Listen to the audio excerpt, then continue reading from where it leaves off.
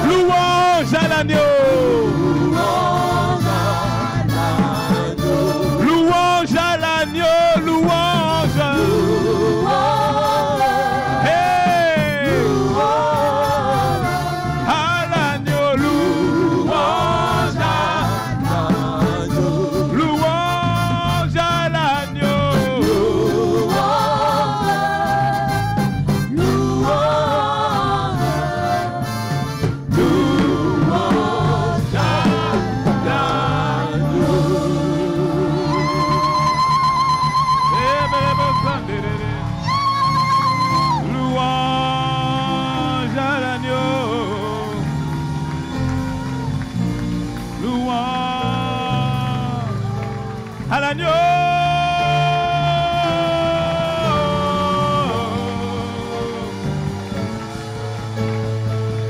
Allez, fais monter, fais monter, fais monter.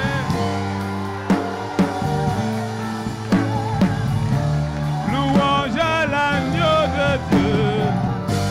Louange à l'agneau de Dieu. Louange à l'agneau.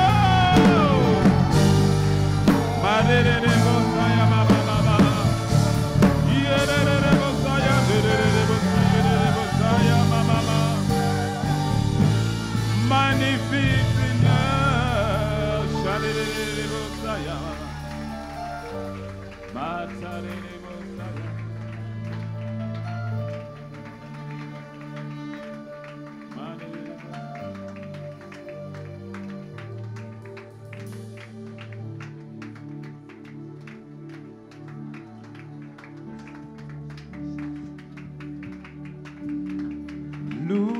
Louange à l'agneau.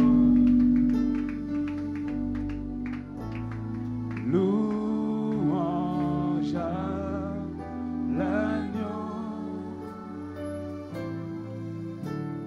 Louange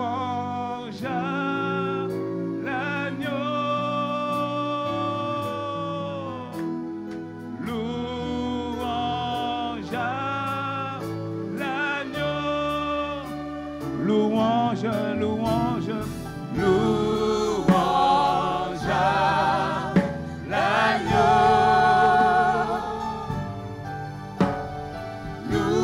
Louange à l'agneau. Louange à l'agneau. Louange à l'agneau.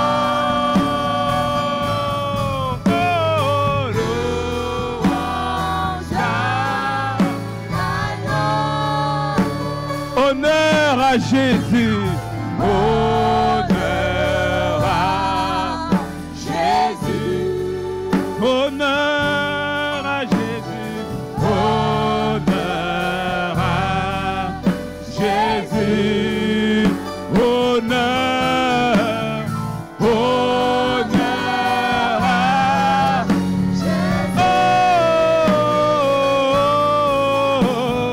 oh, honneur à Jésus, honneur à Jésus,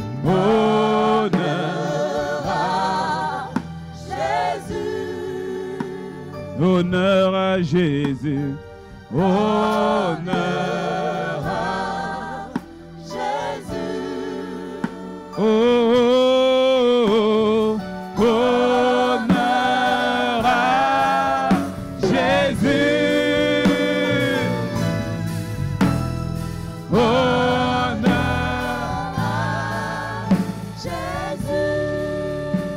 puissance à l'agneau, puissance à l'agneau. Personne d'autre en dehors de toi. Puissance à l'agneau. La puissance à toi, puissance à l'agneau.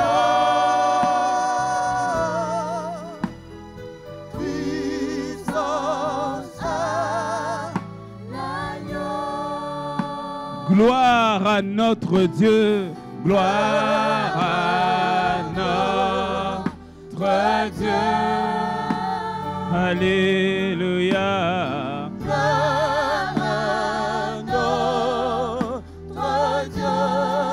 Gloire à notre Dieu. Gloire à notre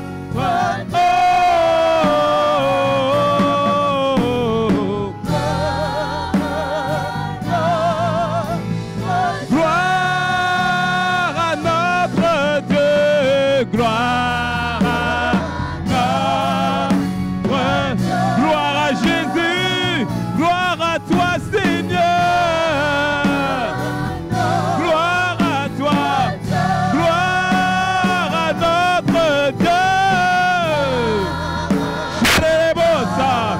Hallelujah.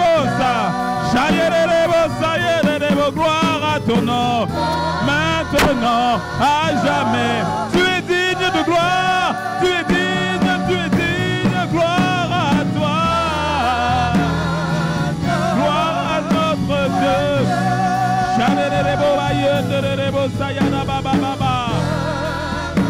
Shaderebo Sa. Gloire au Dieu très haut, gloire au Dieu très haut, gloire au Dieu très haut.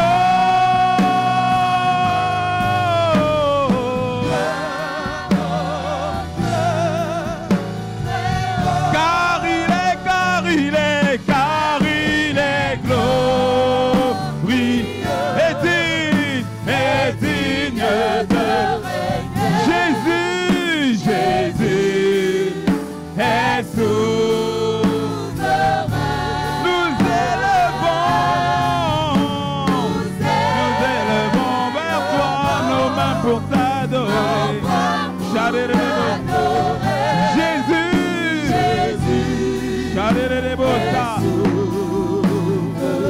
car il est glorieux, car il est glorieux,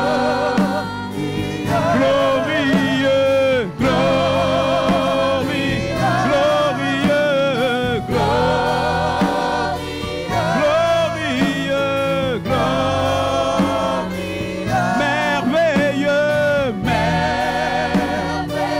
tu es merveilleux, élevé,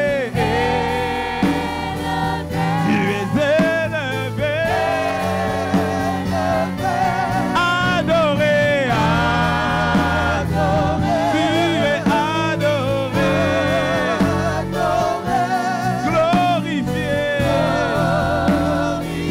nous glorifions ton nom,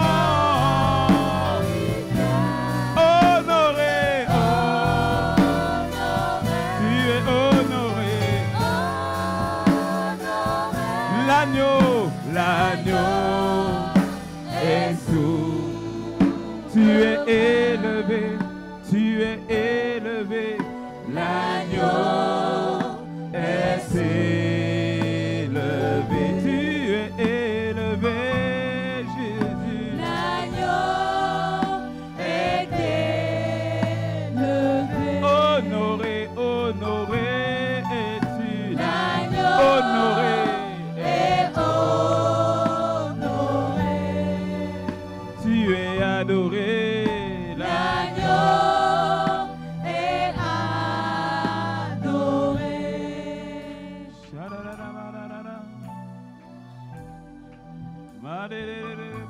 tu es adoré, tu es adoré, agneau de Dieu, Jésus,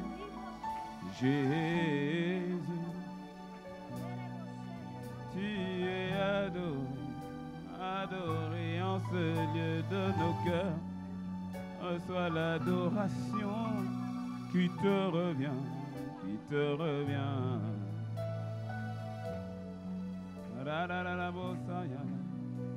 Jésus est Adoré. Jésus est adoré.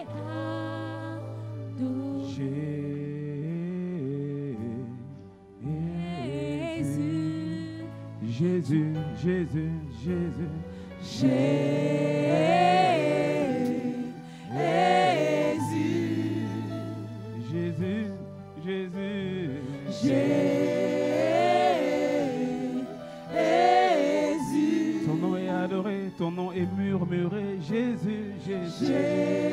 Le nom en qui je me confie, le nom qui a été élevé au-dessus de tout nom, le nom de Jésus, qui pourrait se comparer. Lorsque ton nom est prononcé, c'est mon salut qui est manifesté.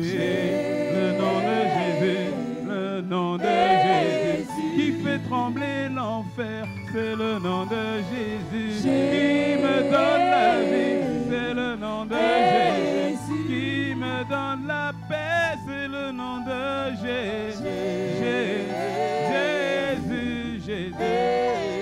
Ce n'est pas pas le nom de famille, non. Ce n'est pas le nom de mon mari, non. Ce n'est pas le nom de mon père, mais c'est le nom de Jésus, Jésus. Ma fierté, c'est ton nom. Je me glorifierai en ton nom. Le nom, le nom, le nom de Jésus. Élevé, magnifié, adoré, c'est le nom de Jésus. Dans le ciel, sur la terre, sous la mer, dans tout l'univers, il n'y en a pas d'autre si ce n'est ton nom. Jésus, Jésus, Jésus,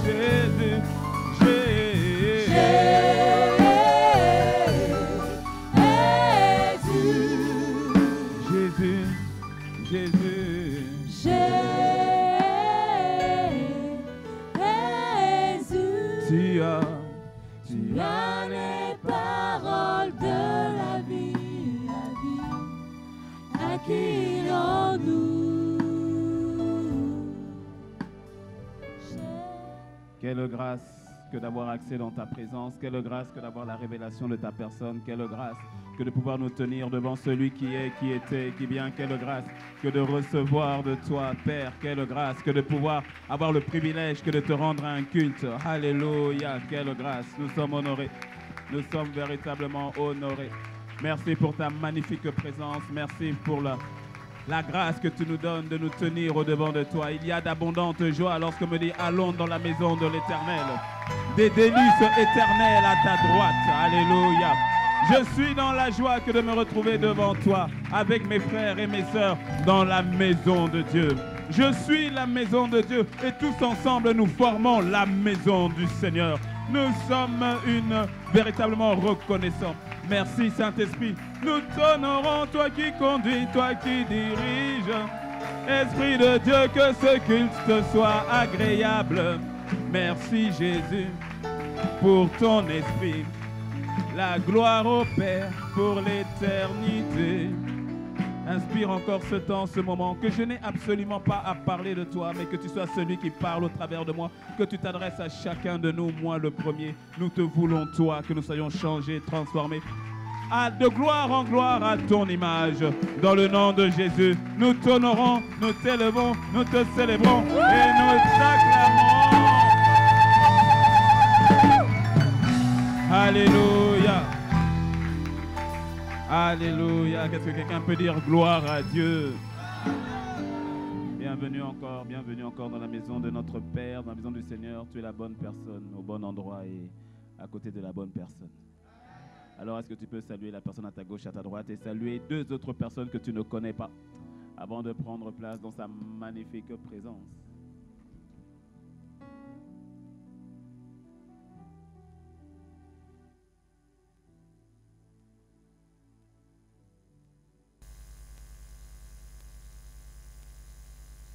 Qui nous disait, ceux qui nous enseignaient, et hop, on partait, le Saint-Esprit nous emmenait à le manifester. Peut-être quelqu'un qui est arrivé pour la première fois, ou bien tu n'étais pas là la semaine, et tu dis, mais pourquoi les gens sont de plus en plus enjaillés comme ça?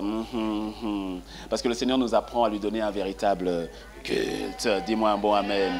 Un véritable culte, tu vois, parce que le culte, et là je refais une transition par rapport à ce qu'on a dit la semaine dernière, le culte, la question est de savoir, au fait, à qui est-ce que tu rends le culte? Nous avons dit la semaine dernière que manger d'abord à la maison, la véritable question, c'est lorsque tu manges à la maison, tu es en train de déterminer à qui est-ce que tu rends véritablement un culte. Et donc, il est important de savoir que lorsque tu viens dans la maison de Dieu, tu viens pour donner un culte à Dieu. Et c'est ainsi que si ton voisin, en sortant d'ici, vient et il te dit « j'ai pas aimé le culte d'aujourd'hui », dis-lui bonne nouvelle parce qu'il ne t'était pas destiné. Okay? Donc, à chaque fois, par exemple, que tu dis « ah, j'ai pas aimé le culte », ou bien même quand tu dis, bon, tu vois, à la limite, encore quand tu dis « j'ai bien aimé », mais quand tu dis « j'ai bien aimé le culte », pourquoi est-ce que tu as aimé le culte? Parce que tu t'es senti bien? Parce que c'est pas ça le but, hein. C'est pas ça le but. C'est quand tu viens le dimanche à l'église, c'est pas comme si tu as payé un spectacle et puis tu viens pour savoir donner une note à la fin du spectacle. Alors, appréciation, est-ce que vous avez apprécié le culte? En fait, on s'en moque. Non, mais on s'en moque totalement, parce que le culte n'était pas adressé, il n'est pas pour toi. La question, c'est on devrait, après chaque culte, demander au Seigneur, Seigneur, quel est ton verdict? Est-ce que tu as apprécié notre culte? Parce que nous lui donnons tous un culte, il n'y a pas de spectateur. Vous n'êtes pas, c'est pas parce que tu es assis et que tu dis, bon, moi je suis en mode spectacle. C'est pas vrai, nous sommes tous acteurs du culte. Nous venons lui donner un culte. On ne vient pas participer à un culte. On vient en fait lui donner un culte, parce que la vérité, c'est que nous sommes nous-mêmes un culte. Et ce n'est pas le dimanche, simplement pendant les 2 heures ou les 2h30 le dimanche. C'est dans la vie de tous les jours. C'est à chaque instant, c'est à chaque moment où nous sommes un véritable culte et nous nous donnons à lui comme un culte. Romains 12, verset 1 nous dit « Offrez donc vos corps comme un sacrifice vivant, saint et agréable à Dieu. Ce qui sera de votre part un culte raisonnable. » Ça veut dire qu'il y a des cultes qui ne sont pas très raisonnables. Le culte raisonnable, ce n'est pas le fait simplement de chanter ou autre. Chanter, danser est important, mais ce n'est qu'une expression de notre louange ou une expression de notre adoration. Parce que la louange et l'adoration véritable, ce n'est pas le fait de chanter et d'adorer. La première fois où le mot adorer apparaît dans la Bible, c'est lorsque Abraham dit à ses serviteurs, vous restez ici, Isaac et moi, l'enfant et moi, allons sur la montagne pour adorer. Je te promets qu'il ne partait pas pour chanter. Et c'est la première fois où le mot adoration apparaît. Mais qu'est-ce qu'il allait? Il allait pour offrir. En offrant, Isaac, il s'offrait lui-même, parce que Isaac était tout ce qu'il avait. C'était la postérité. Et donc l'adoration est une offrande de soi. Et donc, tu ne t'offres pas que le dimanche, sinon tu deviens un chrétien du dimanche. Et laisse-moi te dire que le chrétien du dimanche, ça ne fonctionne pas. Donc, ce n'est pas le fait d'aller à l'église qui fait quoi que ce soit. Parce que la vérité, quand nous disons aller à l'église, sémantiquement parlant ou autre, bon, c'est presque incorrect, parce qu'au fait, tu es l'église. L'église véritable, c'est toi et moi qui avons cru en Christ Jésus. Donc, au fait, lorsque nous allons à l'église, au fait, c'est l'église qui va à l'église. Parce que tu es l'église. Lorsque tu dis je vais à la maison de Dieu, ce n'est pas faux, mais en fait, tu es la maison de Dieu qui va à la maison de Dieu, parce que tu es le temple du Saint-Esprit. Lorsque tu as reçu Christ, Dieu vit en toi. Et on l'a vu, hein, on a réfléchi un petit peu, c'est cette notion que Dieu qui vit en nous. Franchement, il faut la foi pour y croire. Parce que quand tu regardes avec ton intelligence, tu dis que c'est simplement pas possible. C'est pas possible. Le Dieu qui a créé tout ça, l'univers, tout ça. Dieu. Et puis Dieu, il vit en toi. Donc, il a dit non, je ne vais pas vivre sur Jupiter. Je ne vais pas vivre sur terre. Je vais vivre en toi qui es sur terre. Toi, petit comme tu es. Parce que tu es petit, hein. Au cas où tu ne le sais pas.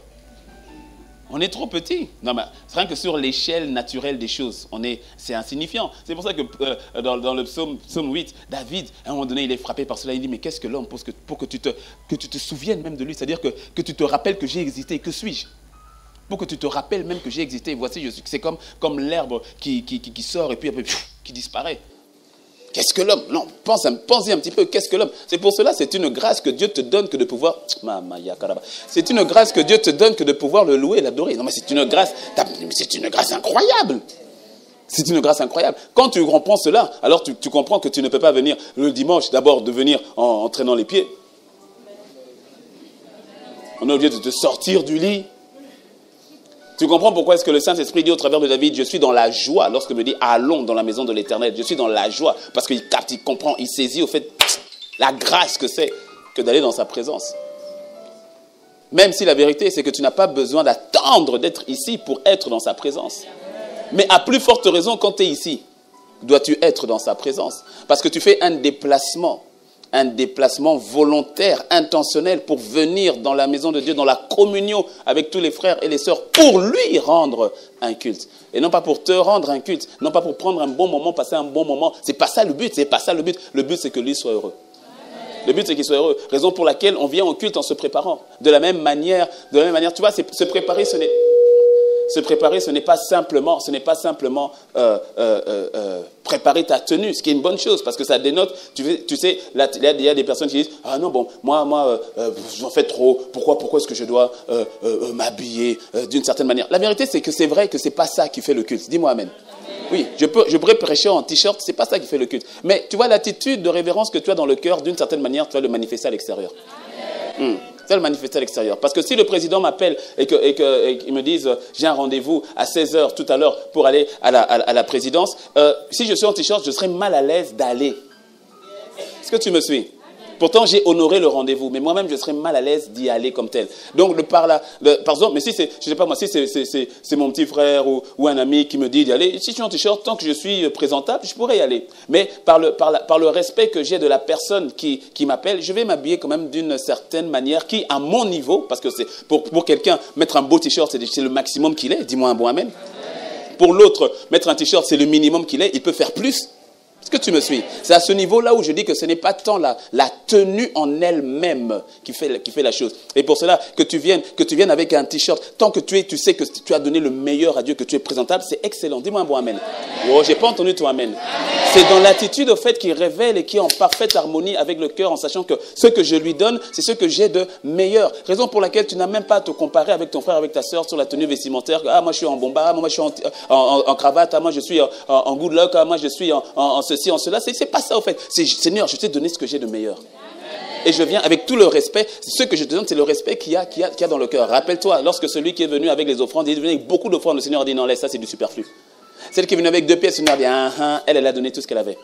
Tu vois, c'est encore une fois une question du cœur. Oh, dis avec moi le cœur. Oui. Et donc cette préparation, elle est au-delà simplement de la tenue comme telle ou de l'apparence extérieure. C'est d'abord une disposition ou bien une prédisposition au niveau de notre cœur. Qui fait que lorsque je viens pour lui rendre un culte, je viens pour lui rendre un culte. J'insiste, on vient pour lui rendre un culte et que lui soit content. Pas moi, pas ton voisin, pas le pasteur, c'est lui. C'est lui. Raison pour laquelle on a dit dimanche dernier, je fais un rappel de ce qu'on a dit dimanche dernier et de ce qu'on a dit en semaine, pour que nous soyons tous au même niveau. Et avant que je rajoute simplement ce que le Seigneur m'a donné pour aujourd'hui. Et tu vois, lorsque nous avons dit dimanche dernier que manger d'abord à la maison est une question, je reformule un peu le titre. Il s'agit d'abord de savoir manger d'abord à la maison, c'est surtout d'abord une attitude de cœur, à savoir à qui est-ce que tu rends véritablement le culte. Parce que lorsque tu viens pour le rencontrer, tu t'attends à l'écouter. Et si tu t'attends à l'écouter, forcément tu ne prendras pas sa parole à la légère. Parce que tu vas comprendre que rendre un culte à Dieu va dans l'attitude que tu as vis-à-vis de la parole qu'il te donne. La parole qu'il t'envoie. C'est l'attitude. D'où le fait qu'on a dit l'importance au fait de la notion d'avoir une maison locale. Et je l'ai dit tout à l'heure au premier culte, beaucoup papillonnent d'église en église. Et comme on l'avait vu dernièrement, c'est souvent avec cette attitude qui consiste à avoir la mentalité du restaurant, qui consiste à demander la carte pour prendre ce que moi je veux, ce qui m'intéresse moi. Je n'ai pas besoin de savoir ce que veut l'autre. Non, c'est ce qui m'intéresse moi. Et c'est ainsi que beaucoup vont aller d'église en église, papillonner d'église en église pour rechercher ce que eux ils recherchent, et souvent au détriment de ce que l'Esprit de Dieu peut leur dire. Raison pour laquelle tu ne vas pas à une église parce qu'elle est à côté de chez toi. Non, c'est pas le critère de choix. Tu vas là où le Saint-Esprit veut que tu ailles. Oui, c'est ainsi que si l'église est à côté de chez toi et que Dieu dit c'est là, gloire à Dieu. Si l'église est au niveau de Saint-Michel ici et que tu habites à Calavi, mais Dieu te dit, c'est là-bas, tu y vas. Mais oui. Mais attends, parlons peu, parlons bien. Toi, par exemple, qui habite à Calavi, qui habite à Sémé, ou bien qui habite à Paou ou autre. Si tu travailles,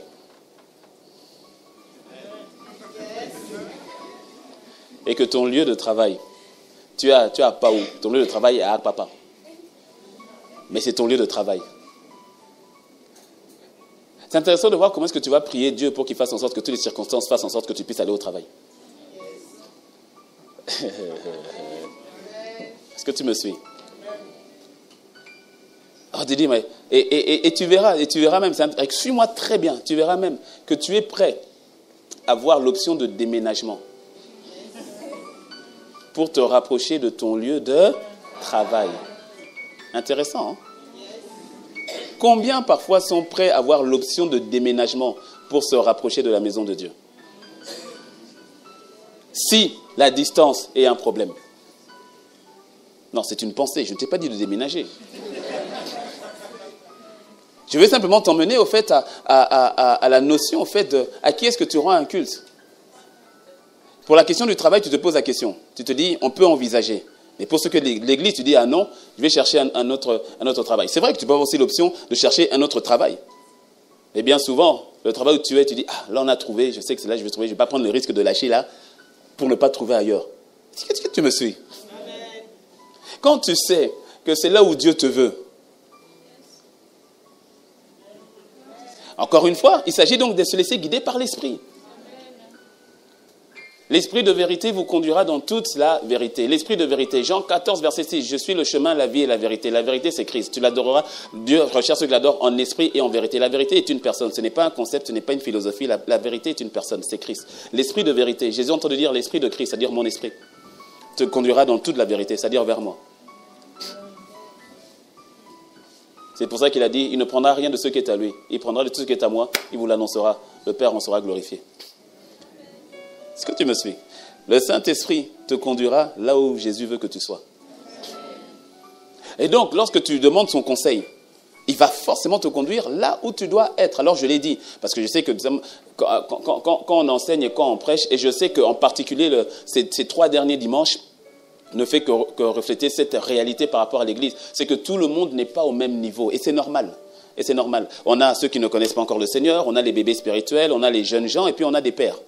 C'est-à-dire ceux qui ne connaissent pas encore Christ ou qui croient le connaître. Et tu partiras d'ici avec lui, dis-moi un bon amen. Amen. Et puis on a ceux qui viennent de naître ou bien qui ne viennent pas de naître, c'est-à-dire en termes de temps. Mais ils sont bébés spirituels parce que tu sais, être bébé spirituel, c'est pas une insulte d'être un bébé. Hein. C'est pas une insulte. C'est un constat. Non, mais parce qu'il y en a qui sont bébés depuis 10 ans. Oui, parce que rappelle-toi très bien que ce qui fait croître l'enfant, ce n'est pas le temps. C'est la nourriture qu'il reçoit dans le temps. C'est pour ça que si tu prends un enfant, que tu l'enfermes, tu prends un bébé, enferme-le pendant 10 ans, et puis viens ouvrir la chambre, tu verras qu'il n'a pas grandi. Tu verras même qu'il est bien mort. Parce que dire, ah non, avec le temps, on grandit. Ce n'est pas vrai. Ce n'est pas le temps qui fait grandir. Le temps passe. C'est les actions posées dans le temps qui font toute la différence, dans un sens comme dans l'autre. C'est ainsi que tu peux avoir 10 ans, né de nouveau depuis 10 ans, mais bébé spirituel, parce que tu n'as pas pris la nourriture adéquate pendant ces 10 années. Donne à un bébé de 10 mois de la viande pendant 10 ans, tu verras que sa croissance est mauvaise. Parce que tu lui as donné la nourriture, mais la mauvaise nourriture. Et il y en a beaucoup qui grandissent comme ça, refusant de prendre ce que le Père, qui connaît leur état, leur a préparé auprès de leur pasteur à la maison. Mais cherchant tout type de nourriture de révélation complexe qui n'est pas encore de ton niveau. Non pas que la nourriture soit mauvaise, mais elle ne t'est pas adaptée. Et ça, je ne parle pas à tout le monde, je parle aux enfants. Et la vérité, c'est qu'en général, dans une église, la majorité, ce sont les enfants. Non, baisse pas la tête. Mais c'est une vérité. Mais c'est pas grave, c'est normal. C'est la famille, ça vient, les gens grandissent. Quand tu grandis, tu vas chercher d'autres enfants qui vont venir. Et c'est une bonne chose, au fait. Non, dis-moi amen. Mais la majorité, c'est que la plupart sont des enfants. Ce qui est un signe que l'Église grandit. Qui peut être aussi un signe que l'Église ne grandit pas. Ça dépend. Je ne vais pas entrer là-dedans. Mais beaucoup sont des enfants. Et beaucoup ici, vous êtes des enfants. Il faut être humble. Non, il faut être humble. Il faut être humble. Il y en a plusieurs parmi vous, vous êtes des népios. Ce n'est pas une insulte, c'est un état. C'est une étape. Et quand on est népios, quand on est enfant, bambin, bambino, ouin, ouin. Quand on est enfant, tu ne sais pas. Sois humble. Tu ne sais pas quelle est la nourriture qu'il te faut. Sois humble. Tu ne sais pas. Tu ne sais pas. C'est pour cela que ton père, ta mère te donnent la nourriture. Et qu'ils sont là qui disent, voici ce que tu vas manger. Ah, c'est quoi ça, des brocolis, hein? C'est quoi ça, la pâte, hein? C'est quoi ça, les légumes, hein? Mange. J'aime pas, mange. C'est pour ton bien, mange. Tu en as besoin. Parce que si on te laisse, tu vas prendre simplement du jus, yuki, tu n'auras jamais de l'eau. Et comme le jus c'est bon, tu vas aussi te mettre que du jus, jamais de l'eau. À un moment donné, très vite, ça va t'exposer à d'autres problèmes. Donc les parents vont dire, prends de l'eau. Ah, non, on ferme le jus, tu ne prends pas le jus, l'eau. Donc les enfants, À eux, parce que rappelle-toi, c'est manger d'abord à la maison. Ça veut dire d'abord, ce n'est pas exclusivement, ça ne veut pas dire que manger qu'à la maison, mais les enfants, ils mangent majoritairement qu'à la maison. De temps en temps, ils vont manger chez la tante, chez l'oncle, ils vont aller manger, on va aller au restaurant, de temps en temps. Mais 80% du temps, voire plus, c'est à la maison. Et ensuite, ils grandissent, les jeunes gens, les adolescents. Ils grandissent, et il y a beaucoup d'adolescents ici. Je parle sur le plan spirituel. Qui grandissent. Et quand les adolescents grandissent, de plus en plus, ils commencent maintenant à connaître, à savoir au fait quel est le régime alimentaire qu'ils ont calqué, qu'ils ont reçu de la part des parents. Donc, c'est-à-dire, ils savent au fait, ils commencent maintenant à faire la différence. Et quand ils sortent, ils savent faire. Ok, ils savent que non, ça, c'est pas bon, mais ça, c'est pas bon. Sauf que les adolescents, en général, ils aiment faire les choses toujours pour eux-mêmes. Ils aiment aller à la découverte, ils aiment faire des choses bizarres parfois. Ils sont persuadés qu'ils sont bons, quoi. Ils sont opérationnels. Et là encore, il y en a beaucoup. Ici, il y en a beaucoup. Ouais, il y en a beaucoup. Où tu te dis, non, c'est bon maintenant, c'est bon. C'est bon. Les adolescents sont persuadés qu'ils sont meilleurs que leur père. Ouais, non, baisse pas la tête. Baisse pas la tête. J'ai été adolescent, t'inquiète, baisse pas la tête. Ah, ils sont persuadés qu'ils sont meilleurs que leur père, persuadés. Ouh. Et puis on peut devenir adolescent très vite, hein, surtout lorsque tu te nourris bien dès le départ, avec le lait et tout, parce que tu peux grandir très vite, les jeunes gens. Ah, ils sont sûrs que oui, eux, ils sont au point, ils sont au point. Ils n'ont plus besoin de conseils, ils n'ont plus besoin d'aide comme tel. Ils n'ont plus besoin... Au fait, c'est bon, ils gèrent. Ils gèrent. Ils ont beaucoup d'énergie, beaucoup de bonne volonté, beaucoup de bonnes choses, certes, mais adolescents quand même. Je répète, l'adolescent, tu vois, va ranger la chambre. Si on lui dit range ta chambre, il va ranger sa chambre. À condition que... Bon, de l'autre côté, papa, quel est le... Tu vois, j'ai fait ce que tu m'as demandé de faire. Bon, en contrepartie, qu'est-ce que j'ai? Ça c'est l'adolescent. En contrepartie, qu'est-ce que tu me donnes? Tu vois, bon, papa, t'as vu, j'ai fait ça, non? Donc, maintenant, j'ai droit à ça. Ça, c'est l'adolescent. Il fait les choses mieux, ok? Il discerne mieux les choses, mais, encore une fois, très souvent, pour son propre intérêt, bien souvent. Pas que, mais bien souvent. Comme tel. C'est souvent à cet âge-là qu'il pense que ses parents sont vraiment, il y a l'expression qui dit has-been, c'est-à-dire ils sont dépassés, ils sont vraiment, mais mon père là, ma mère là, mais vraiment, elle ne connaît rien de la vie. Ah bon, je connais rien de la vie? Non, tu connais rien. Ah, ok. Vis encore. C'est les adolescents qui vont arriver en disant, mais, y a pas, on ne fait pas assez ça à l'église. Hein? Ah, parce que j'étais là-bas, j'ai vu comment est-ce que là-bas, la prophétie, comment ça fonctionne. Ah, le pasteur, il est gentil, mais là, il lui manque ça, quoi. Les adolescents. Non, je suis allé là-bas, j'ai vu comment il y avait l'onction, la puissance, et les gens, ils tombaient, et tout ça, ils sautaient, ils volaient, ils planaient. Les adolescents. Les adolescents, tu vois, non, les adolescents. Quand ils reviennent, ils commencent à imposer, à avoir des besoins. Ils demandent à papa, ouais papa, je veux tel portable. Ouais, je veux la clé de la voiture. Je veux ceci. Et puis, mais c'est quoi ton histoire? Au fait, il a vu faire de l'autre côté. Les adolescents. Il a vu faire là-bas, et puis maintenant il vient imposer à la maison. Non, on doit faire ça, il faut tout changer, ils font ça. Il a de la bonne volonté, mais souvent c'est un zèle. Les adolescents. Et donc c'est souvent à ce moment-là qu'ils vont faire beaucoup d'expériences. Mais au final, tu sais comment ça se passe, non? Au final, qui répare les dégâts? Papa et maman. Au final, ils viennent pleurer où? À la maison. Les adolescents. Est-ce que tu me suis? Ouais. Ah, les adolescents, non, ils sont graves. Ouais, ils sont graves. Moi, j'étais persuadé à un moment donné que mon pasteur il avait plus la foi comme telle, la foi véritable. J'ai dit, il a perdu la foi véritable. Il n'a plus. J'ai dit, il n'a plus. Quand je lisais certains livres, je voyais les exploits, les miracles que Dieu faisait. Et puis après, tu regardes ton pasteur, tu dis, non, pasteur, il n'a plus la foi. Il a dit, pasteur, il n'a plus la foi. Non, il n'y est plus. Alors, je me souviens un jour, je suis parti chercher mon miracle. Et là où j'apprenais l'anglais, il y avait un aveugle qui était toujours là. Le vendredi d'avant, j'ai dit à des frères, vendredi prochain, parce qu'il y avait des temps de témoignage. Toi, les adolescents, ils aiment ça. Toi, ils aiment témoigner à la gloire de Dieu, à leur gloire surtout. Ouais. Les adolescents, les jeunes gens. Ils sont magnifiques, Il y a un fort potentiel, mais qui peut être très vite détourné. Mais quand c'est bien canalisé, gloire à Dieu, magnifique. C'est pour ça qu'on dit à vous, jeunes gens, c'est-à-dire, les jeunes gens sont redoutables.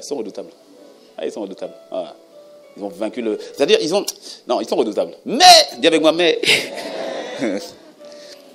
Donc, je dis à un frère, on donnait des témoignages. Intérieurement, je dis, les témoignages, c'est petit.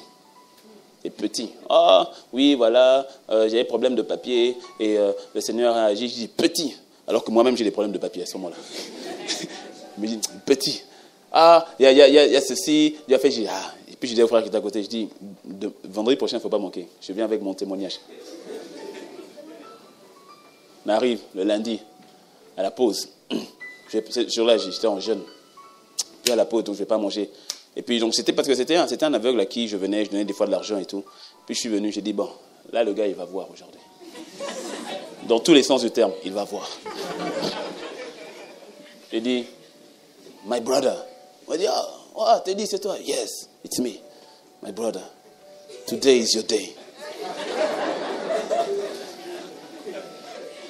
Je me suis saturé, je m'étais saturé à l'époque de Bénin, je m'étais saturé de Bénin, de Renard Bonquet et de Kenneth Hagin.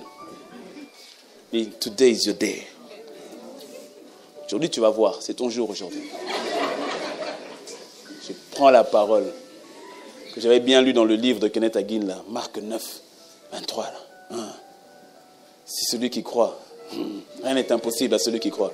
Je lui dis, est-ce que tu crois que Jésus est capable? Yes. Est-ce que tu crois que tu vas être guéri aujourd'hui? Yes. J'ai dit, la plus, quand je vois qu'il avait la foi, hein, il avait la foi. Quand je vois la foi, moi je suis en train de voir déjà le vendredi. J'anticipe sur vendredi à l'église. Ils sauront. Ils sauront. Mais avec humilité, hein. Non, avec humilité. À la gloire de Dieu, bien sûr, hein. Mais ils sauront. Et puis je dis, aujourd'hui je vais prier pour toi. Je dis, ok. Je dis, je mets la main sur ces... Je prie. Now, see. Maintenant, vois. Et tu vois l'aveugle, parce qu'il avait, c'était, tu sais, on voyait quasiment, il n'y avait plus de pupille quasiment, tu vois. Et tu vois l'aveugle qui essaye de voir. Essaye de voir. Bouge. Je dis, alors je m'attends maintenant à ceux qui me disent qu'ils me voient comme un arbre. Alors je dis, dis-moi ce que tu vois. Et je dis, dis-moi ce que tu vois.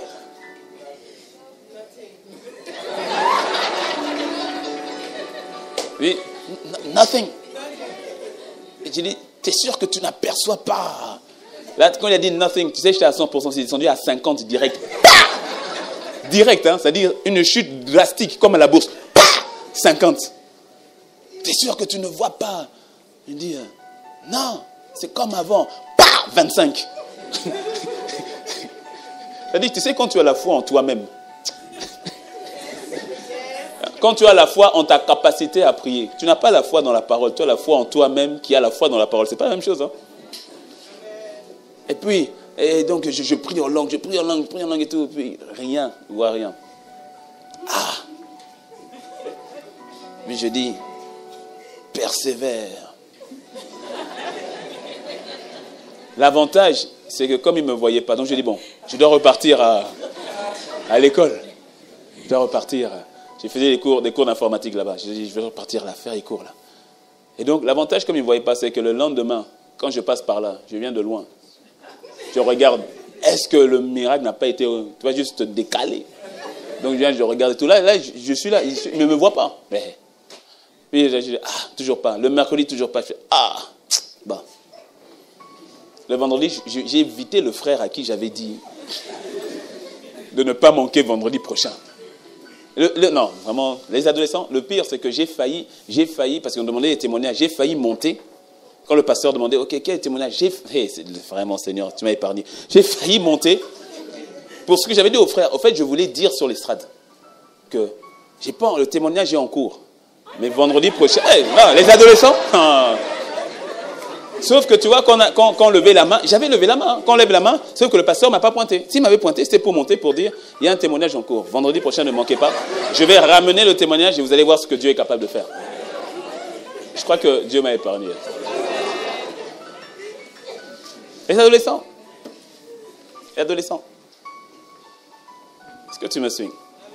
Et tu as les pères. Les pères, c'est ceux-là qui ont assimilé la nourriture de base. Qui l'ont assimilé, ça les a formés et ça a produit ce qu'ils sont. Et les pères maintenant sont à même, eux, de savoir exactement ce qu'il faut. Les adolescents aussi le sont, mais pas de manière parfaite, pas de manière totale. Pas de manière totale, il faut être humble. Les pères ont cette maturité-là, où ils savent parfaitement ce qu'ils reçoivent, ils savent honorer, ils savent mettre en pratique ce qu'ils reçoivent, et ils savent grandir et pouvoir faire la différence, la différenciation même. Il y a la différence et puis la différenciation, entre ce qui est bon, ce qui ne l'est pas, ce qu'il faut prendre au bon timing, parce que rappelle-toi, il y a des choses qui sont bonnes, mais qui ne sont pas encore bonnes pour toi. Et il y a des choses qui ne sont pas bonnes du tout, que tu dois véritablement mettre de côté. Ouais. Ça me vient, donc je le dis. Ouais, je le dis. Ça ne concerne pas tout le monde, mais ça concerne peut-être quelques-uns, pas beaucoup, mais quelques-uns. Il y en a quelques-uns, tu te noies dans les livres apocryphes. Si tu ne sais pas ce que c'est, donc tu n'es pas concerné. Mais tu te noies dedans. Je dis bien, tu te noies, alors que Dieu ne t'a pas dit d'y aller. Je me souviens le jour où je voulais aller les lire. Là, j'ai entendu dans mon cœur le Saint-Esprit me dire un non catégorique. J'étais entre bambino et adolescent. Il m'a dit non, tu ne les lis pas. Tu ne les lis pas. Parce que des fois, votre curiosité vous emmène là où Dieu ne vous attend pas. Là où Dieu ne vous attend pas. C'est le caractère typique de l'adolescent qui va chercher des expériences là où Dieu n'attend pas. Est-ce que tu me suis? Et attends, tu vois, la notion de manger d'abord à la maison, ce n'est pas pour t'emprisonner. Au contraire, c'est pour se donner des ailes. C'est pour donner des ailes. Et c'est ainsi qu'on a dit la notion que parce qu'il s'agit de venir à la maison, il s'agit de ne pas discerner le pasteur. Parce que certains ont bloqué ça sur la notion du pasteur, sans discerner l'esprit de Dieu derrière. D'où le fait que la question qu'il faut véritablement se poser, ce n'est pas tant d'abord de manger à la maison, c'est de discerner à qui est-ce que tu rends un culte. Ou encore, pourquoi est-ce que tu viens à l'église? Ou quand tu viens à l'église, qu'est-ce que tu en tires véritablement? C'est ainsi que je disais que certaines viennent, mais ils n'ont pas totalement foi à la parole qui est donnée. Je l'écoute, si elle ne me plaît pas, ce n'est pas grave, j'ai une alternative.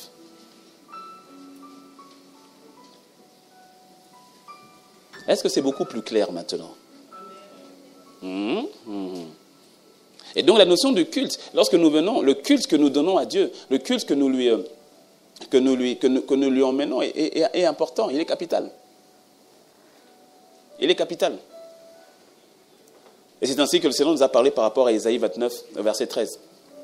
Où le Seigneur dit, en fait le Seigneur Jésus l'a dit aux pharisiens et aux spécialistes de la loi. Ils ont repris Jésus, l'histoire est dans Marc, je ne sais plus combien. Marc 7 je crois, de mémoire. C'est dans Marc 7, où les 9 premiers versets, où les pharisiens et les spécialistes de la loi reprennent Jésus en leur disant, mais pourquoi est-ce que tes disciples brisent la tradition des ancêtres en mangeant, en prenant de la nourriture sans se laver les mains? Jésus les regarde, il est très hypocrite, direct. Il leur dit, hypocrite. Il dit véritablement, Ésaïe a bien parlé lorsqu'il parlait de vous. Quand il a prophétisé en disant, ce peuple s'approche de moi, il m'honore des lèvres, de la bouche et des lèvres, mais son cœur est éloigné de moi. Et la crainte qu'il a de moi n'est que simplement des préceptes humains ou encore des enseignements, une tradition des hommes. Et donc, pendant la semaine, le Seigneur nous a parlé par rapport à ça. Et donc, je reviens là-dessus pour que nous soyons tous au même niveau. Tu vois, le culte que tu rends à Dieu, il ne s'agit pas de t'approcher. Là, tu t'es approché. Et c'est une bonne chose. S'approcher, c'est-à-dire tu t'es déplacé intentionnellement pour venir au culte. Tu as quitté chez toi, tu as dit, je m'en vais au culte. Ou bien, je pars à l'église. Le dimanche, tes collègues, des fois, t'invitent. Ils disent, ah, non, mais viens le matin et tout dimanche. Tu dis, ah, non, dimanche, je ne peux pas venir parce que moi, je vais à l'église. Moi, je vais au culte. Ah, les gens disent, ah bon, tu vas encore au culte? Ah bon. Elle va à l'église, hein, elle va à l'église. Et donc, tu t'es approché de Dieu, tu vois. Hein? Il y a certains et tout, on t'a invité, normalement le dimanche matin, là, c'est là où tout le monde va au football et tout. Tu dis, ah non, moi je ne vais pas y aller, pourquoi? Ah non, je vais à l'église. Oh mon gars, toi tu es encore là-dedans, c'est quoi cette histoire et tout? Ah, non, mais tu es là, dis gloire à Dieu, tu es là. Non, dis gloire à Dieu pour toi-même, dis gloire à Dieu. Oui, c'est une très bonne chose, tu t'es approché. Et c'est une bonne chose que de s'approcher de Dieu. Mais s'approcher est une chose, mais le cœur avec lequel nous nous approchons en est une autre. Parce que le Seigneur regarde surtout avec le cœur avec lequel tu t'es approché. Parce qu'il dit, ce peuple, lorsqu'il s'approche, donc il vient bel et bien dans ma présence, et il vient au temple, il vient vers moi, il vient à l'église, c'est bien. Mais moi, je ne regarde pas à l'extérieur, je regarde surtout à l'intérieur. Parce qu'il m'honore de la bouche et des lèvres. Donc de la bouche, c'est ce qu'on entend, des lèvres, ce que l'on voit. Toutefois, ce que l'on entend et ce que l'on voit, moi, ne me touche pas parce que moi, je regarde au cœur. Donc tu peux parler, tu peux dire une chose. Tu peux, comme je disais au premier culte, tu peux avoir un chant de louange, toute louange. Il me quitte pas. À notre Dieu, c'est ça? Toute, plus vite, l'adoration à notre Dieu. Toute louange à notre Dieu. Encore une fois, toute louange. Tout le monde chante, toute louange. Les gens sont en train de chanter à notre Dieu, ok? Toute l'adoration à notre Dieu. Toute louange. Toi, c'est ce que tu dis, hein? Toute louange. C'est ce que la bouche dit, c'est ce que les lèvres disent. Sauf que cette fois-ci, au fait, toi, ce que tu dis, je suis fatigué d'être là. J'espère qu'il va terminer dans les temps. Je dois rentrer, je dois manger, car j'ai faim. Ça, c'est ce que ton cœur dit. Tu vois? Ah, j'espère que tu n'es pas exposé le cœur de quelqu'un. Donc, on peut entendre de la bouche ou bien du mouvement des lèvres ce que nous percevons, mais en fait, le cœur, lui, dit autre chose. Il dit, ce peuple s'approche de moi, il m'honore de la bouche et des lèvres, mais son cœur est éloigné de moi. C'est-à-dire que son cœur n'y est pas. Son cœur ne suit pas comme tel. Et c'est ainsi que Jésus a repris les pharisiens et les spécialistes de la loi en disant, vous êtes hypocrites, vous faites semblant, vous faites de la mascarade, vous faites un jeu. Vous vous dites là, pharisiens, spécialistes de la loi, mais en fait, votre cœur est éloigné de Dieu. Vous ne cherchez pas véritablement ce que Dieu veut. Vous cherchez ce qui vous intéresse, vous. Ce qui est important pour vous. Parce que quand tu lis le texte dans son contexte, tu verras qu'il dit, c'est pour ça que vous dites, lorsque les fidèles, lorsque les gens, le peuple veut venir, veulent aider leurs parents, vous dites, non, donnez cet argent pour le temple, en sachant que eux, dans le temple, derrière, ils prenaient. Donc, sous-entendu, quand le Seigneur dit maintenant, prends soin de ton père et de ta mère, vous leur dites, non, en gros, ne fais pas ça. Ne fais pas ça, hein, donne simplement. Et puis, toi, est-ce que tu me suis? C'est-à-dire, vous êtes en train de tordre les choses juste pour votre propre intérêt. C'est pour ça qu'il dit hypocrite. Hypocrite, ce n'est pas une insulte. Hypocrite, ça veut dire espèce d'acteur. Hypocrite, Hippocrates, c'était comme ça qu'on appelait les gens du théâtre. Ils mettaient un masque. Tu vois, comme à l'époque, par exemple, les femmes n'avaient pas le droit de faire le théâtre. Donc, par exemple, les hommes étaient obligés de mettre un masque qui représentait une femme. Tu vois, quand tu vois comme ça, donc ça ressemble à une femme. Mais en fait, c'est un hypocrite, parce que derrière, ce n'est pas une femme. Tu joues sur les apparences. Et c'est comme ça donc que le Seigneur nous a, pendant toute la semaine, nous a montré à quel point il est important d'aligner notre cœur avec notre apparence. Parce que oui, quand dans le cœur tu as envie de le louer, cela va s'entendre, cela va se voir. Et maintenant tu danses. Dis-moi un bon amen. Cela va se voir. Parce que tu dois comprendre.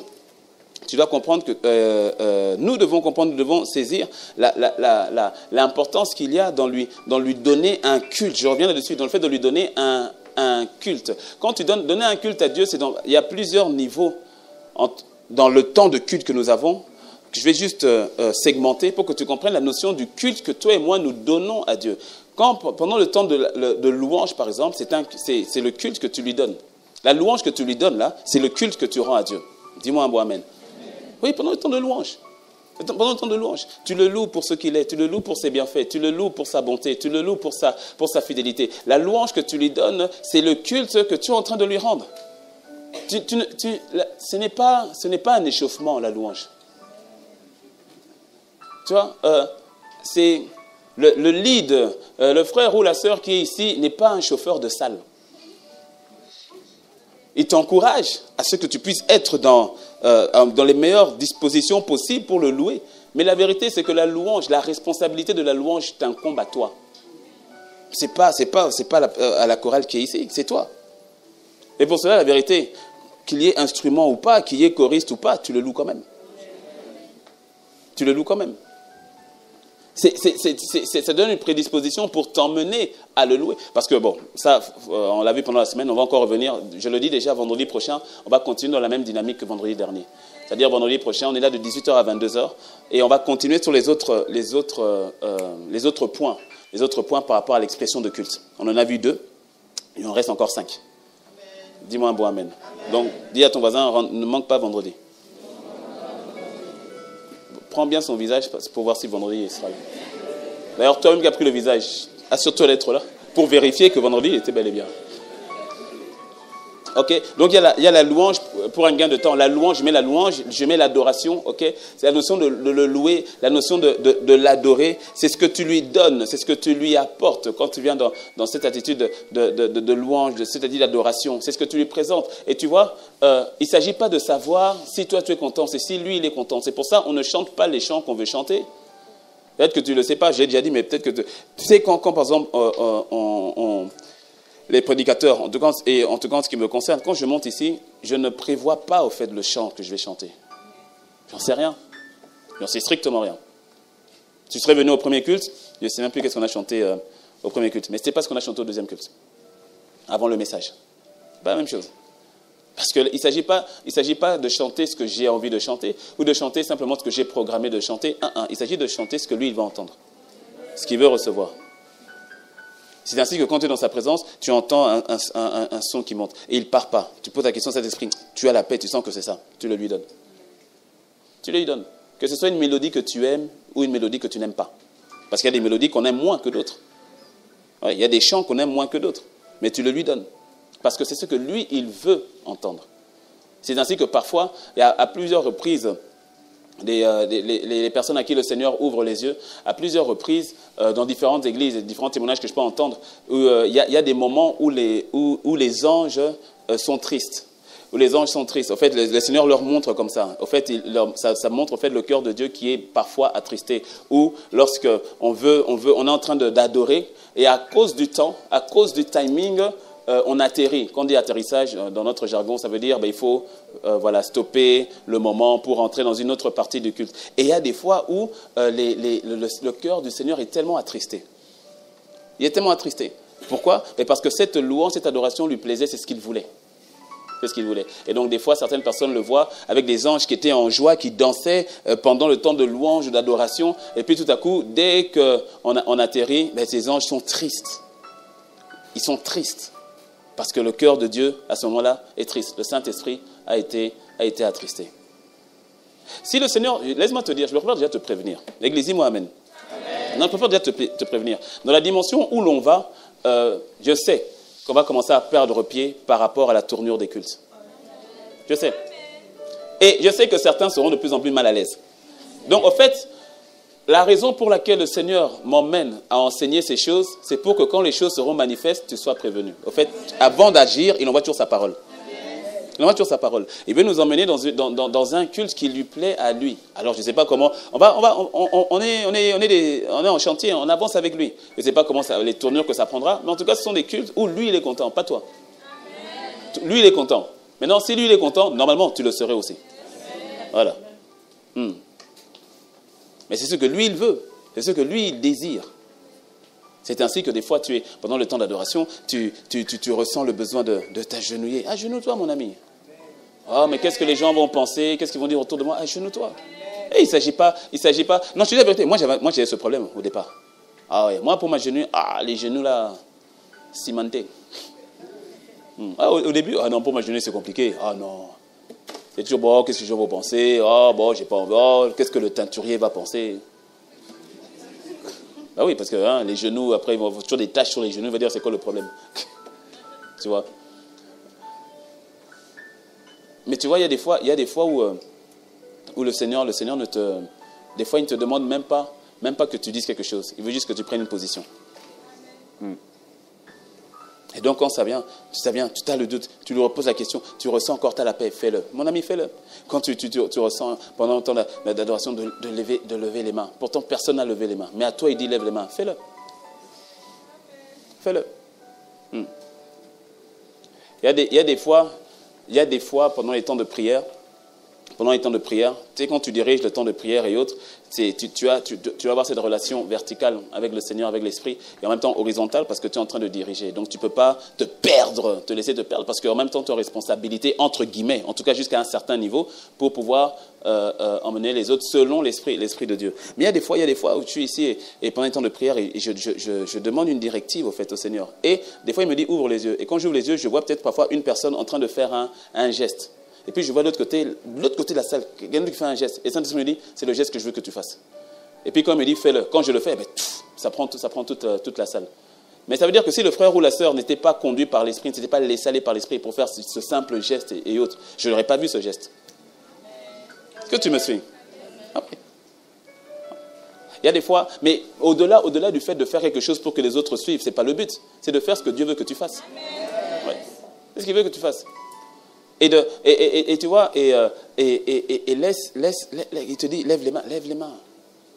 Ça te dit, mets-toi à genoux. Laisse-toi conduire par l'Esprit du Seigneur. Laisse-toi conduire. Quand il s'agit de, lorsqu'on dit, chantons, dansons, sautons, mon ami saute. Oh, fais plaisir à Dieu. Fais plaisir à Dieu. C'est le culte que tu lui donnes. Les dîmes et les offrandes que tu lui donnes, c'est le culte que tu lui rends. Ah bon? Oui. Les dîmes et les offrandes. Parce qu'il y en a certains qui disent, en tout cas, je dirige ma vie au Seigneur, mais il a tout de toi, sauf ta poche. Ah, ta poche, lui, est étrangère. Hein? Même le numéro de compte, de ton compte, là, il le connaît, mais tu ne le lui dis pas. C'est-à-dire, ah, Seigneur, en tout cas, là, à partir d'argent, là, c'est entre moi et moi. Tu ne lui donnes pas. Tu ne lui donnes pas. Raison pour laquelle, quand on dit de ne pas venir les mains vides dans la maison du Seigneur. C'est une notion d'offrande parce que c'est un culte que tu lui rends au travers de tes offrandes, au travers de ta dîme. Oui. C'est pour ça que ta dîme, tu ne la payes pas. Tu la donnes. C'est la loi de Moïse où la dîme devait être payée. Mais nous ne sommes plus sous la loi. Nous sommes sous la grâce. Et donc, c'est pour quelqu'un qui dit que tout ce monde sommes sous la grâce. Donc, la dîme, il n'y a plus. Mais en fait, la dîme n'a pas commencé avec Moïse. Moïse l'a institutionnalisée dans la loi. C'est pour ça que si tu ne la payais pas, tu devais payer une majoration de 20% sur la dîme. Mais la dîme existait avant Moïse. C'est un principe divin. Et donc, elle se donne. Elle se donne avec un cœur rempli d'amour, un cœur de joie. Tu donnes ta dîme avec joie. Ce n'est pas des impôts, tu parles fâché. Non, c'est pas comme la taxe de ta voiture. Non, tu donnes avec joie. Parce que la vérité, c'est que Dieu ne mérite pas 10%, il mérite 100%. La vérité.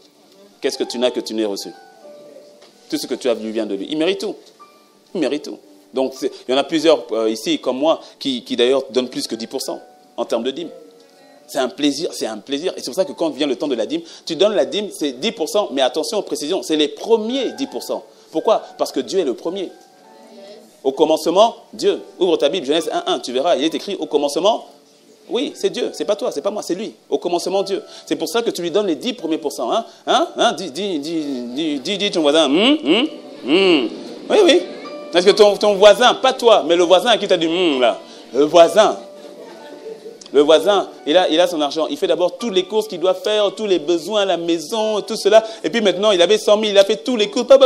Et puis maintenant, c'est terminé. Il lui reste 5 000. Il dit, 5 000. Bon, on prend 500 francs. Allez, on va donner la dîme.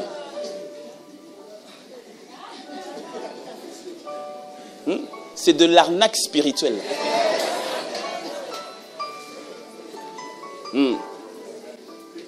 Non, c'est les 10 premiers pourcents. Ah, mais pasteur, j'ai 100 000, mais moi, mes charges sont à 120 000. Tu donneras ta dîme. Il est le premier. Il est le premier. C'est un culte que tu lui rends. Dis-moi un bon amen. Ah, ton voisin ne veut pas dire amen. Je dis amen pour toi. Amen. Je vois ton voisin là.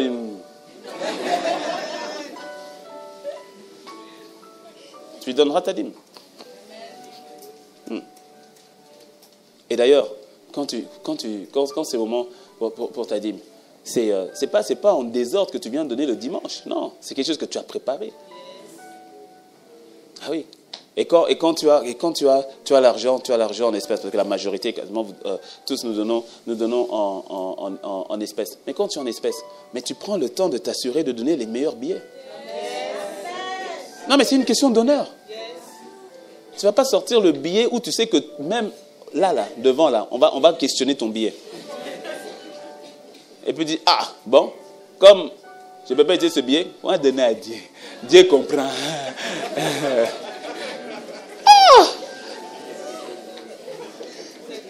Quel manque d'honneur. Tu viens avec un billet, heureusement qu'on connaît les couleurs, chaque billet a sa couleur. Sinon, on ne saurait même pas c'est combien. C'est-à-dire, il est fatigué, froissé, déchiré, dégoûté, dégoûtant. Et puis il dit, non Seigneur, c'est pour toi. Rendons grâce au Seigneur. Rendons grâce. C'est pour ça que tu bénis le Seigneur quand il s'essaye des enveloppes. C'est caché à l'intérieur. Rendons grâce.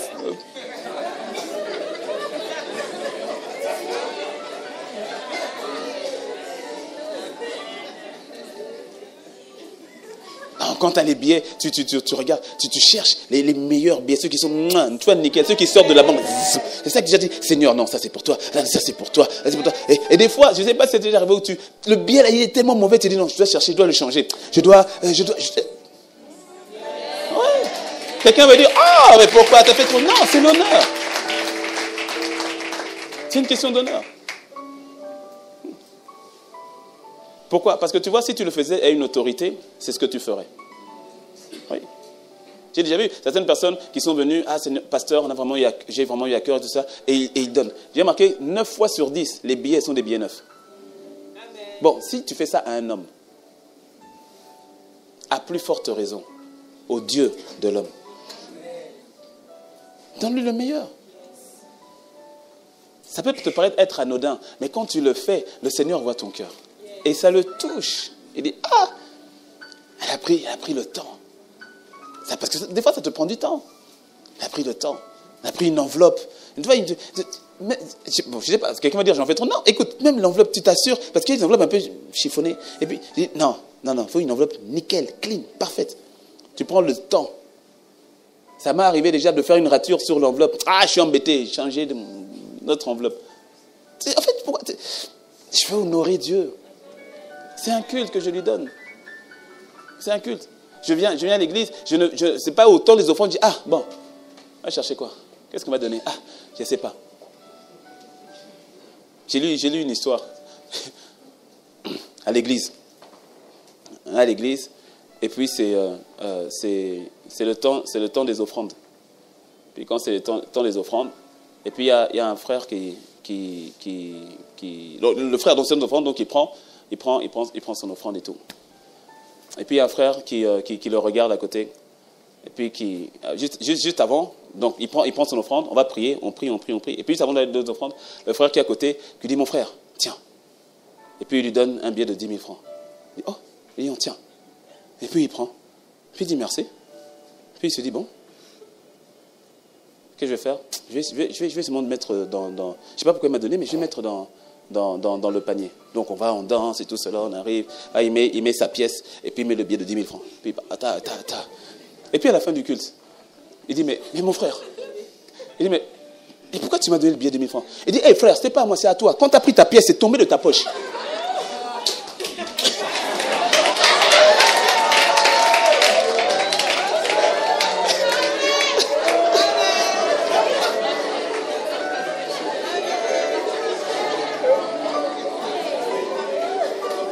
Je prie que tu aies la même onction.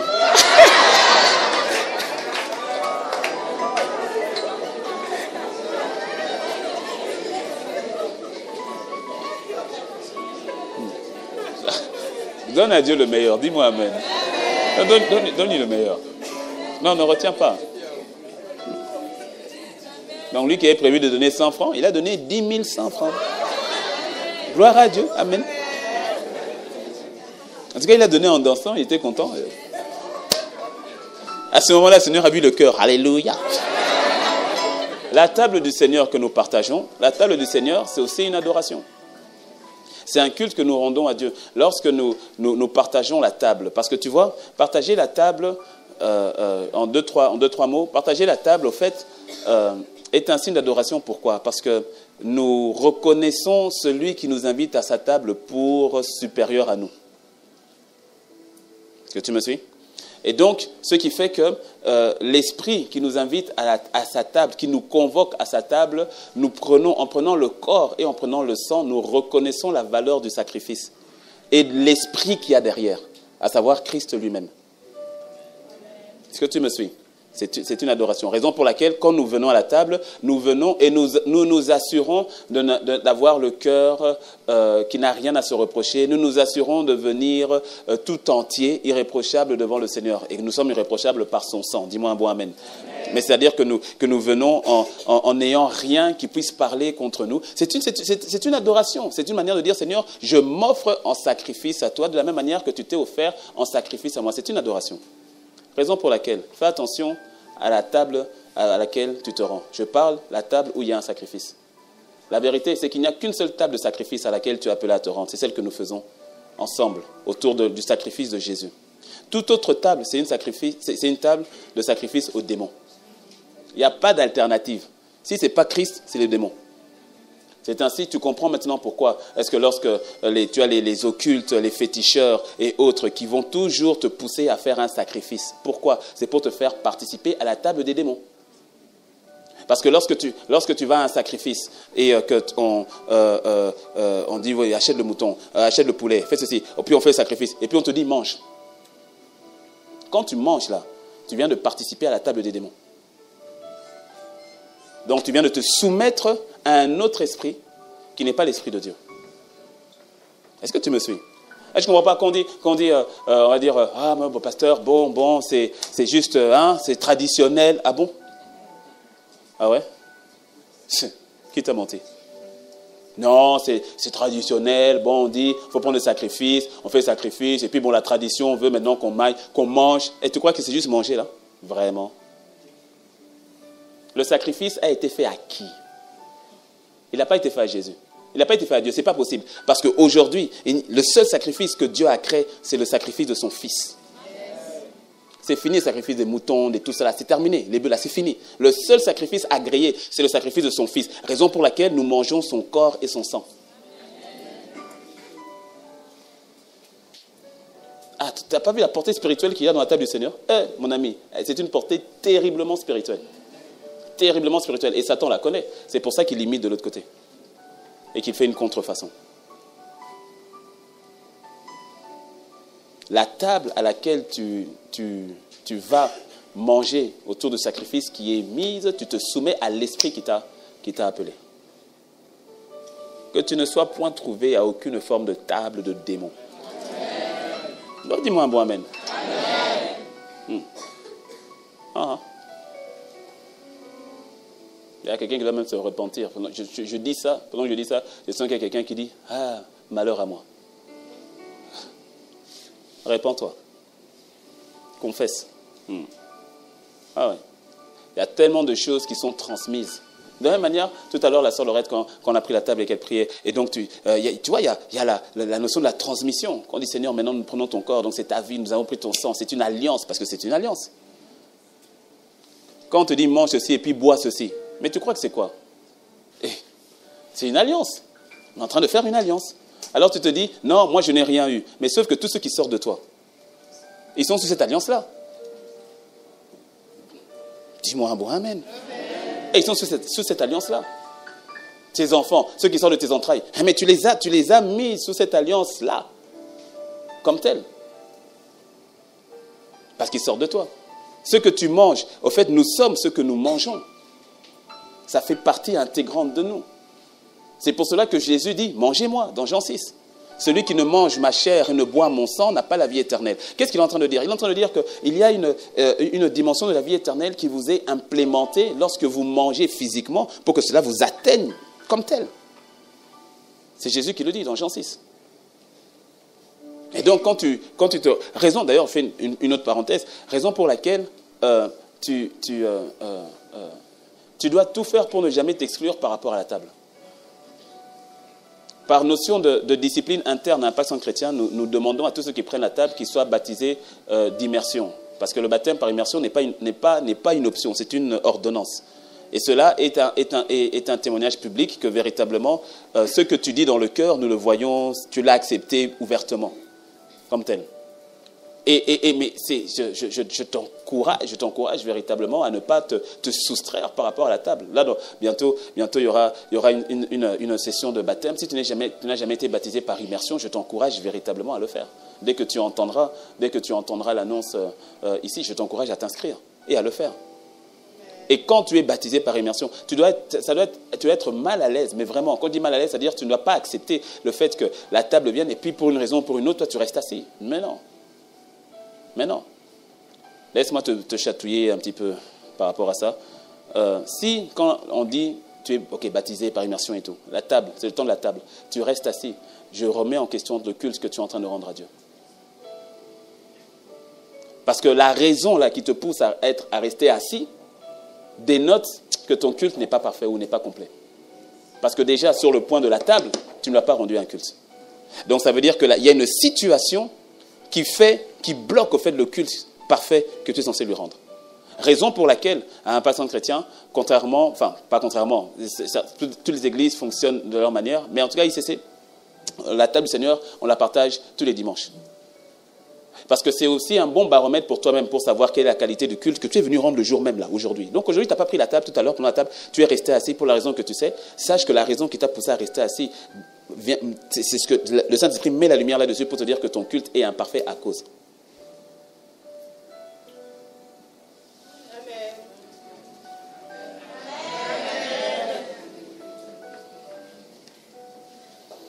Oui, je sais, là, je te promets, c'était profond, je sais. Je sais. Médite, je comprends. La table du Seigneur qui est servie tous les dimanches te permet de te garder d'une certaine manière, de manière à ce que tu puisses apporter au fait à Dieu ce culte complet à chaque fois que tu te présentes ici.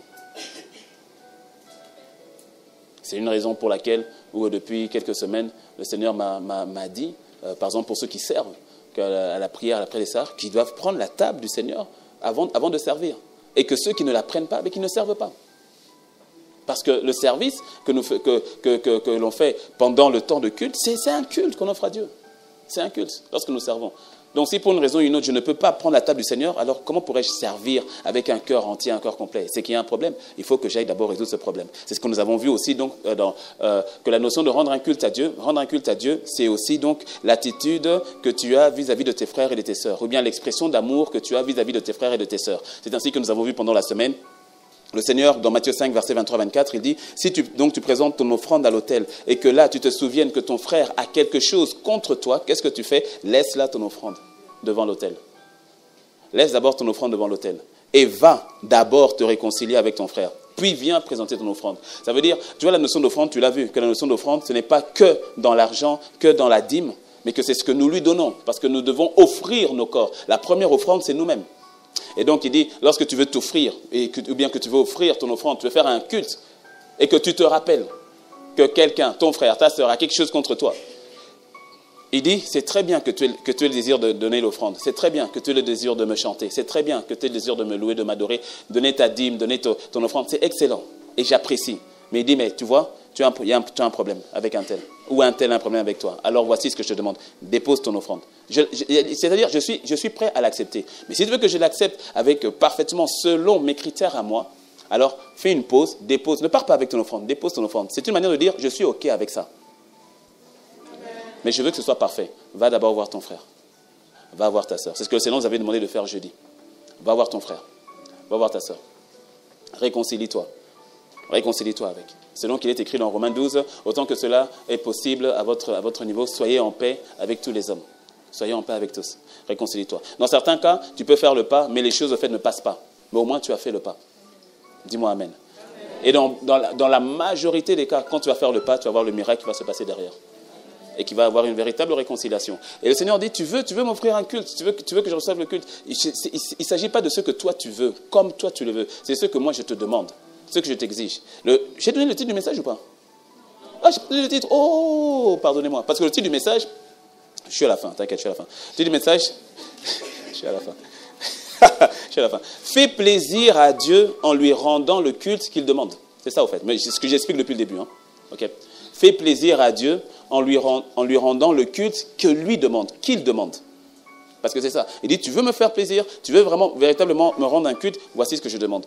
Quand tu viens pour m'adorer, pour me louer, pour donner ta dîme, tes offrandes, quand tu viens à la table du Seigneur, et que tu te rappelles Tu te souviens, parce que peut-être que tu as oublié. Tu vois, il y a des choses où tu oublies. Mais c'est ainsi que des fois, quand tu es en mode prière ou autre, il y a un visage qui te remonte. Et parfois, c'est un visage qui t'énerve. Tu le vires. Tu dis, au nom de Jésus, je refuse la distraction. Je refuse les attaques de Satan. Au nom de Jésus. Et puis, ça revient encore. Tu dis, au nom de Jésus. Et puis, non, fais une pause. Peut-être que c'est le Saint-Esprit qui est en train de te parler. En disant, mais tu adores Dieu, mais pourtant, tu as un problème avec ton père. Tu as un problème avec ta sœur. Tu as un problème avec un tuteur. Tu as un problème avec tu as un problème avec... Mais pourquoi tu viens me donner cette adoration? C'est ainsi que certains se fourvoient dans une mentalité qui consiste à dire, moi quand je vais à l'église, le salut est personnel, je vais à l'église, c'est juste entre Dieu et moi. Quand le culte est terminé, avant même qu'on dise Amen, je suis déjà sorti. Et je pars. Pourquoi? Parce que là où il y a des gens, il y a toujours des problèmes. Et oui, c'est vrai. Ah mon ami, c'est vrai. Là où il y a des gens, il y aura toujours des problèmes. Ah ouais. Non, je te promets. Certains disent, moi je ne vais pas à l'église. Pourquoi il y a des hypocrites? Pourtant, tu vas toujours à la banque, il y a des hypocrites, mais tu vas prendre son argent. Donc, en fait, tu as une fausse excuse.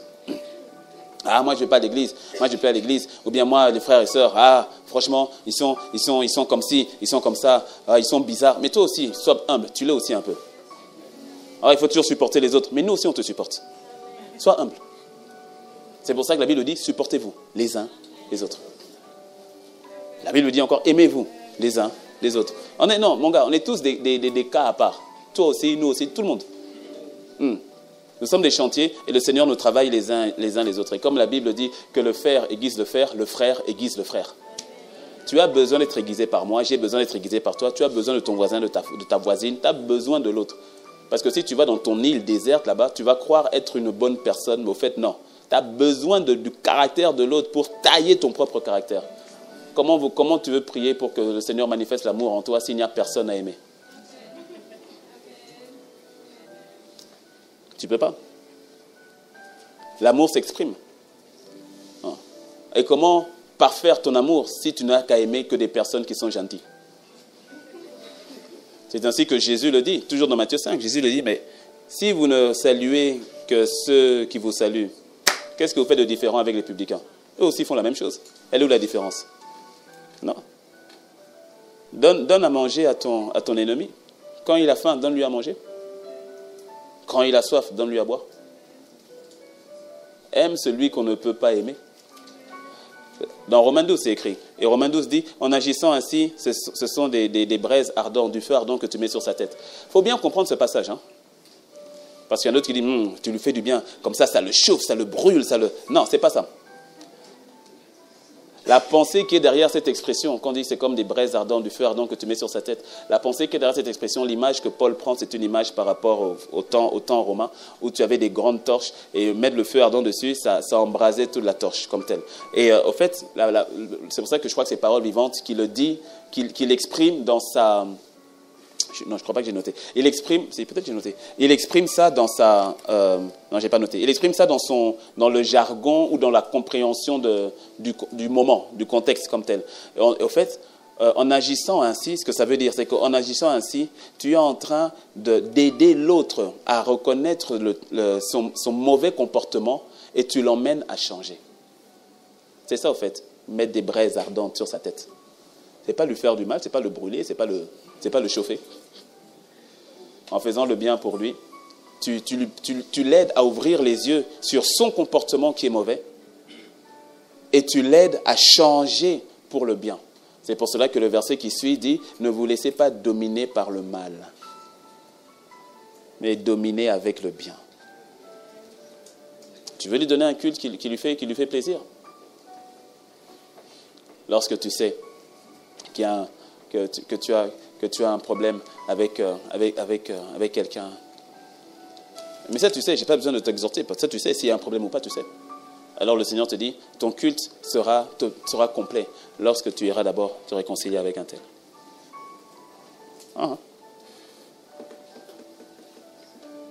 Est-ce que tu me suis? Amen. Voilà.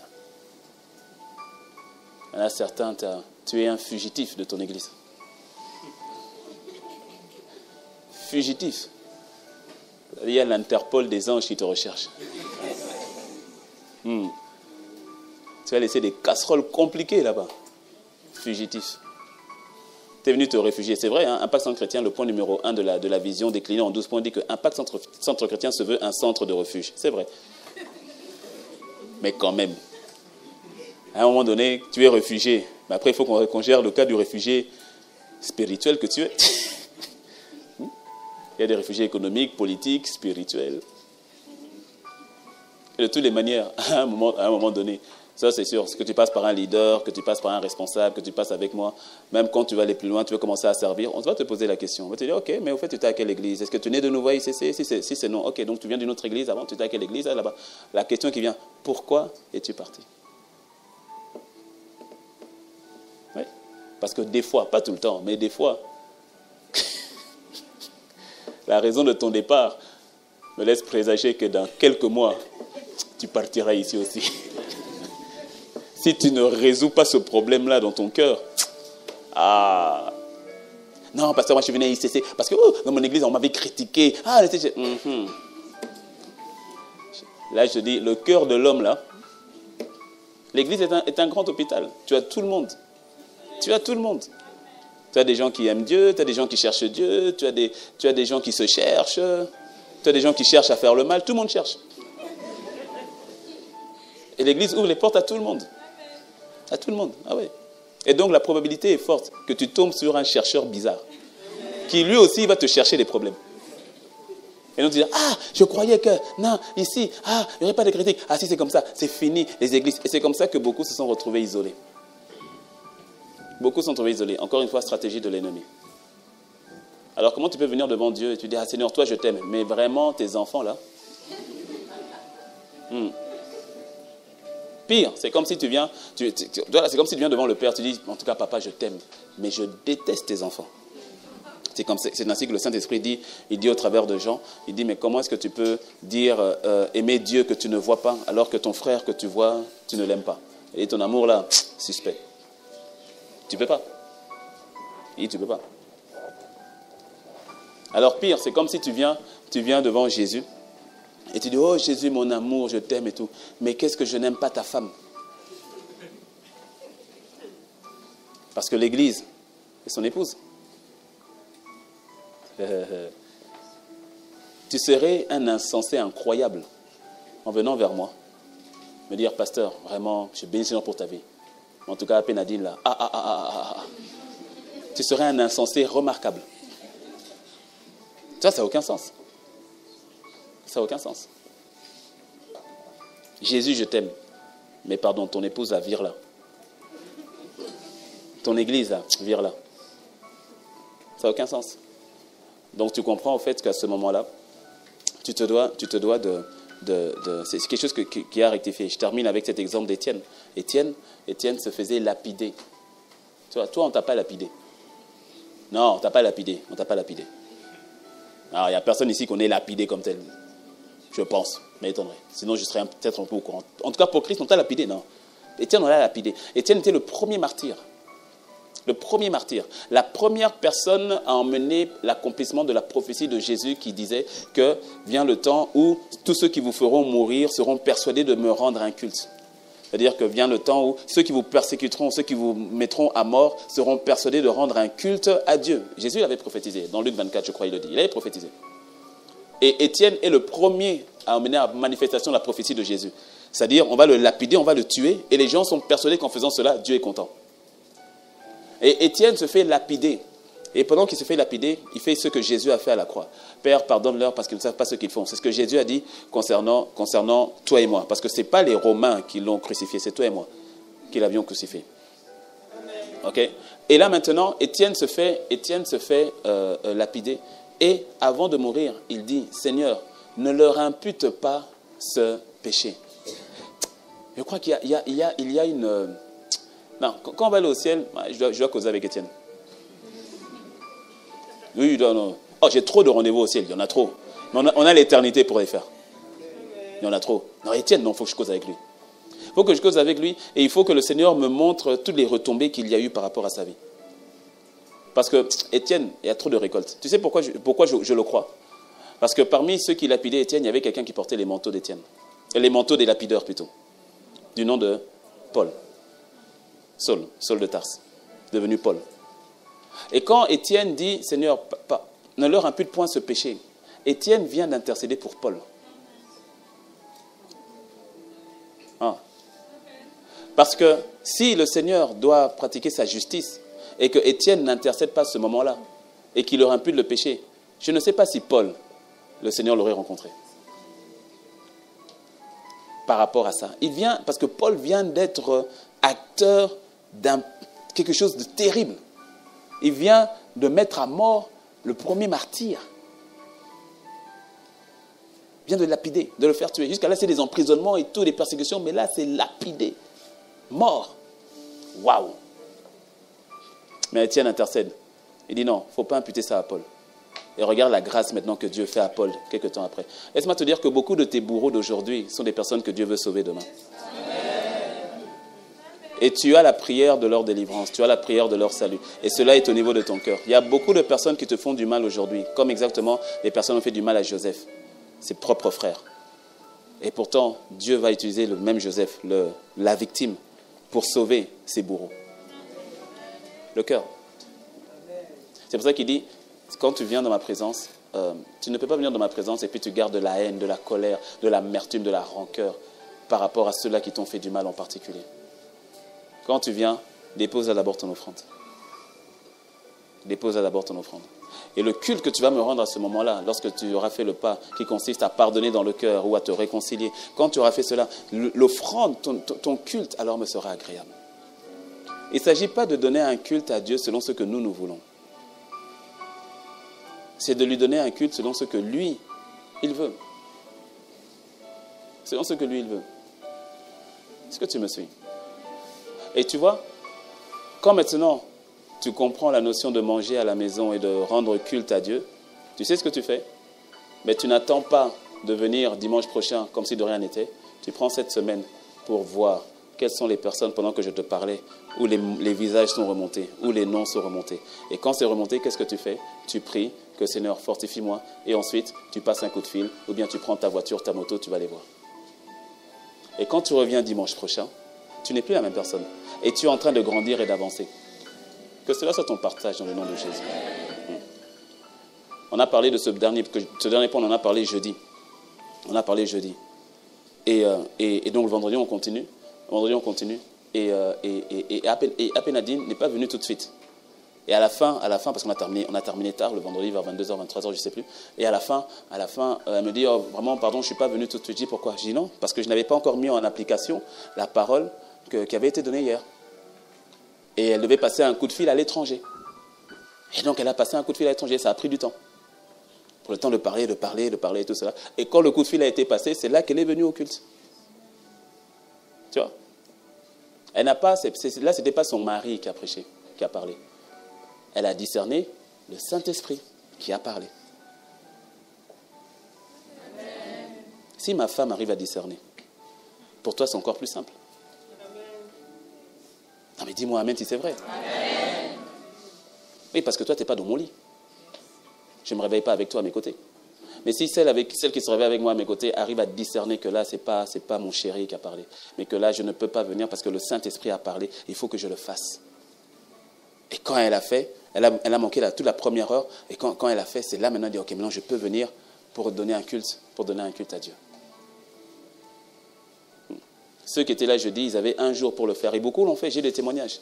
Beaucoup l'ont fait, ils ont appelé, beaucoup ne me l'avaient pas dit, c'est normal, mais certains d'entre vous me l'avez dit. Non, voilà, pasteur, vraiment merci pour la parole, il faut me dire merci à Dieu, parce que franchement, ce n'est pas moi. Mais je comprends la notion du merci, ok. Mais au fait, moi, quand tu me dis merci, moi je dis merci à Dieu, il n'y a pas de problème, ok. Et beaucoup l'ont fait, je sais que plusieurs parmi vous l'avez fait, et tu as senti la différence. Vrai ou pas vrai? Oui, tu t'es senti plus léger. C'est-à-dire que tu as senti que ça montait, au fait, que ça montait. Pourquoi? Mais parce que je viens rendre un culte à Dieu. Et ça ne sert à rien que je vienne et que ma louange bloque, que ça bloque, parce que c'est à lui que je viens rendre le culte. Dis-moi un bon amen. On va incliner la tête.